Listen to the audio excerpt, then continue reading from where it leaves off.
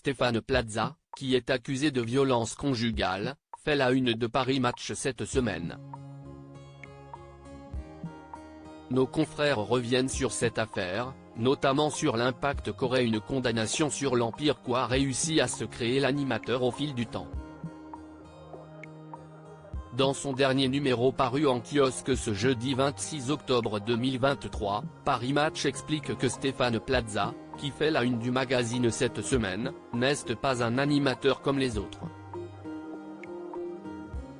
Car si l'ami de Karine Le Marchand est à la tête d'un des plus gros volumes d'antenne du PAF grâce à ses émissions Recherche appartement ou maison, Maison à vendre, Chasseur d'appart ou encore Nouvelle maison pour une nouvelle vie, il est aussi la vitrine d'un vaste réseau de 740 agences immobilières dont le groupe M6 est actionnaire majoritaire, avec 51% depuis le 1er janvier 2022 et l'achat de 2% supplémentaires pour 2,5 millions d'euros.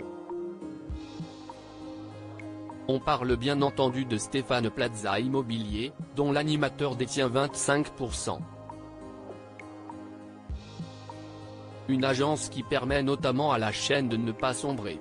Car comme le révèlent nos confrères, leur rapport financier de 2022 montre une baisse significative de 4,7% des recettes publicitaires, en partie compensée par une hausse de 8% des revenus non publicitaires tirés par la consolidation de Stéphane Plaza Immobilier qui a généré 25 millions de chiffre d'affaires.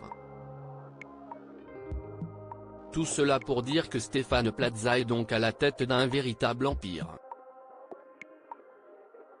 Un empire qui pourrait menacer de s'effondrer car l'animateur est pour rappel visé par une enquête préliminaire pour violence conjugale sur 2 de ses ex-compagnes. Non. Mais il est certain qu'une condamnation serait préjudiciable à l'activité de son agence, a expliqué pour Paris Match une certaine Géraldine.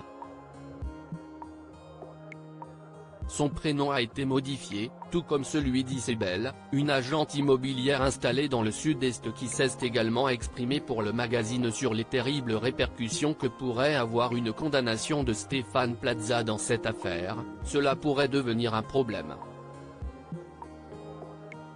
Stéphane Plaza, s'il est une vraie marque, on a des appels entrants pour lui, pour ce qu'il fait à la télé, la sympathie qu'il dégage.